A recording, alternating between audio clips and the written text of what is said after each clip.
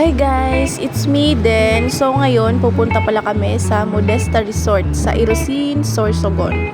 Kasi sobrang init sa Sorsogon guys. So, magpapalamig muna kami. Nagkotse na lang pala kami ng jowa ko kasi sobrang init talaga guys. Hindi kaya magmotor. Siguro kung nakamotor kami, tutong na kami pag dumating doon. Ciao! So, samahan nyo kami guys. Arat na! So, yung hindi pa pala nakaka-subscribe sa aking YouTube channel, please subscribe and like and click the notification bell para always po kayo updated sa aking mga videos na bago. Nandito na pala kami guys.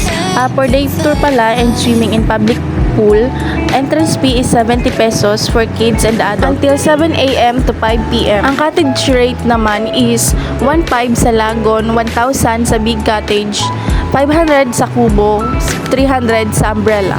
For night swimming guys, ang entrance fee is 100 until 5 p.m. to 10 p.m. And no reservation po sila, first come first serve. Yun lang po. So ano pang hinihintay nyo? Punta na po kayo. At meron din palang free fishing, only tilapia and hito. So napag-desisyonan na pala namin na maghanap na ng aming masisilungan. Yun po yung umbrella. Yun kasi yung mura lang guys, 300 pesos. So naghanap na kami na pwedeng mapaglagyan. And then yan pala yung mga kids, pool, yung mga hindi pa marunong maglangoy, pwede po dyan. At nag-aaral palang lumangoy. As in, ang rate po kang kabininda for 6 packs is 6K. So pwede po kamo mag-avail sa magpapareserve lang po kayo. At meron na rin private pool. Narito po ang contact number nila. Just PM po for overnight reservation. Ang kagayunan po sa Villa Ninda is may lutuan na, may shower, cold and hot. Pasensya na pala sa boses ko kung mapapansin nyo na paos kasi hindi po maganda yung pakiramdam ko. Meron po akong sipon tsaka ubo. So, pagtsigan nyo na po muna. So, kumakain na pala kami dyan kasi sobrang gutom ko kasi kaka-video and then kaka-picture.